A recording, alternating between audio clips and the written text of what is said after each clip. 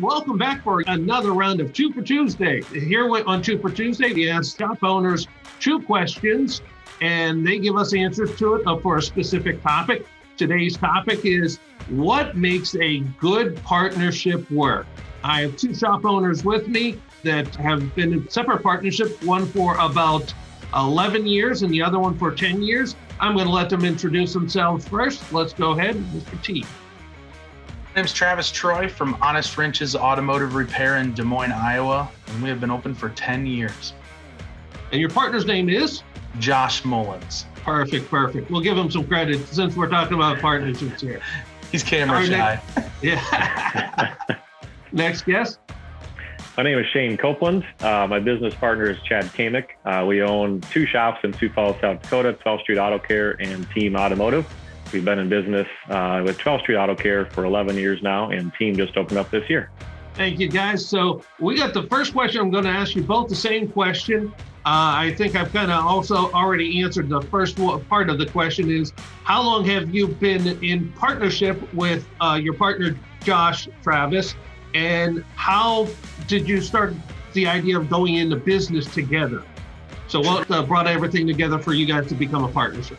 It all began when we were in college. I was 19 and he was 29. So we've got a 10-year span between us. We got partnered up in electrical class, and that's how we had to exchange phone numbers for some projects and stuff.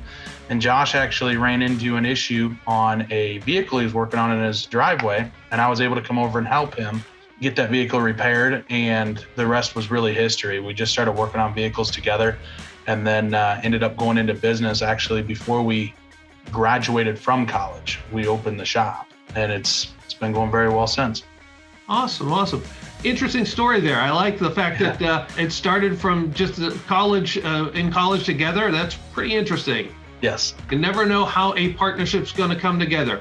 Shane, so how did you and Chad come together as partners, and how did everything pull together to start 12th Street Auto Care? Chad and I knew each other. We both worked at the dealership together. I was in the body shop. He was in the service department. I was 19 when I started there. Chad, I'm going to guess 23, somewhere in there. Became friends just because we're the same age. Next thing you know, we're roommates. Just got to know each other quite well. And we kind of grew the ranks at the dealership from, I was a technician in the body shop, got into estimating and managing that in the detail department. Chad went from a service technician to an advisor to service manager. And then we both got onto parts and service directors kind of roles. So that's kind of how we got to know each other, and we kind of grew up with the same philosophy in that atmosphere, trained by the same person. Long story short, I left the dealership, went to an independent dealership. An opportunity arose, which was 12th Street Auto Care. Called him up one day and I said, "Hey, what about this?" And he didn't even hesitate. He said, "Yeah, let's do it." So that's kind of how we got rolling. Awesome. That is very cool. Very cool. A lot of shop owners from what I hear come together in usually dealerships, get connections there, and then eventually drift out and start their own business. Another thing I've often seen is family members, brother-in-laws get together and end up starting their business together. So let's roll on to the next question for Travis. What is the secret that keeps your partnership peaceful and working together calmly? Defined roles and having a good understanding of each other and really being able to gauge each other. Josh knows when I'm getting edgy or burned out, and he'll be like, "Take a day, slow down," and same for him. We do the same thing, and really, you can't have, like I explained it, you cannot have two people trying to steer the ship. If you do, you're going to crash. And I think that's what we do very well, is being able to allow one person to steer and the other person to hit the gas and the brake. It's like a two-man cruiser, and it works out really, really well for us. We've got defined roles, and I also think it helps having that 10-year gap. Because when we started the company, Josh's son was young, and it was important for him to be able to go to his sports events and school events and stuff like that. And his son is now graduated, and now my kids are young and getting to that point. So it's very important to us to be able to make it to those family events and child events, and it helps us be able to divide the work and allow me to run the company and him to be more on the operations side of it. and make everything successful. And it's worked out very, very well. The other good thing about it, I think, is he knows his, I guess you can call it departments or roles, and we'll discuss the decision. But at the end of the day, whoever's department that is, that's their decision. And the other person respects whatever answer or whatever they decide. So if I decide to do a marketing piece and Josh, really isn't a fan of it, I deep down inside feel that it's going to be a good choice for our company. I still get that end all be all decision to go ahead and make that call. If it doesn't work, we don't shove it in each other's face. It's like, dang, that didn't work. Let's not do that one again. And, vice versa. So it's really having a good understanding. It's a marriage.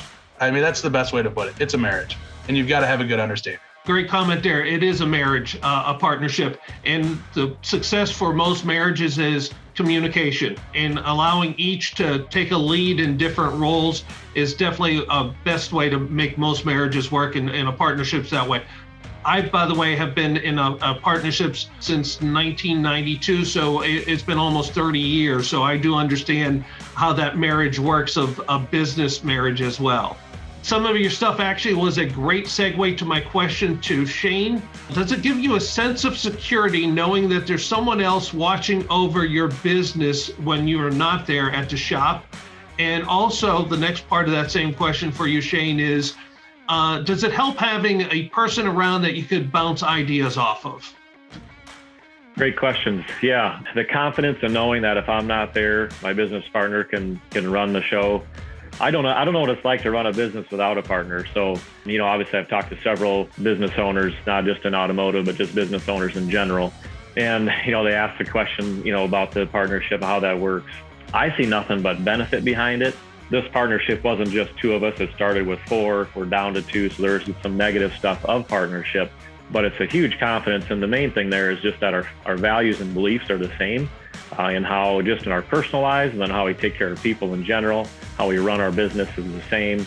So being able to have complete confidence in Chad, knowing that he can run the show, and I believe he has the same confidence in me that I can run the show when he's gone.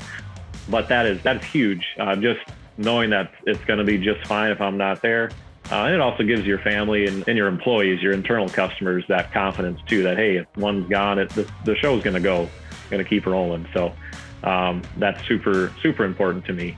Is it good to have somebody to bounce off ideas with? Yes, that's a huge bonus. I was in a conversation years ago with a business lady that said that to us. She said the comment of, it must be nice to have another person just bounce ideas off of. And it never struck me, but that is true. There's some ideas that I'll come up with, and Chad will be like, yeah, no, but think of it this way. Oh yeah, that's not a good idea. Okay, I'm glad. And if you were just by yourself, you would have made that move. You would have realized the result of that later.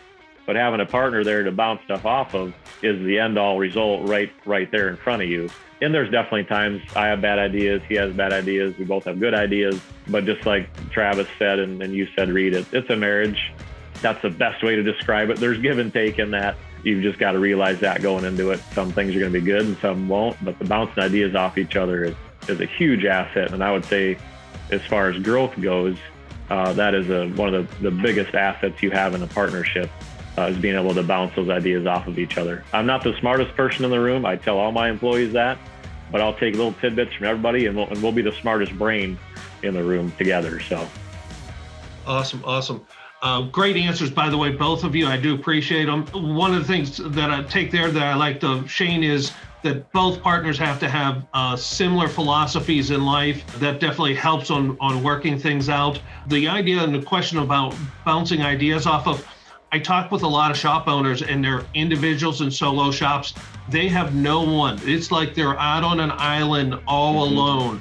And you, at least with partners, you are at least on the same island, or at least if you want to look at it on a boat, you're both able to be rowing together in the same boat, going in the same direction.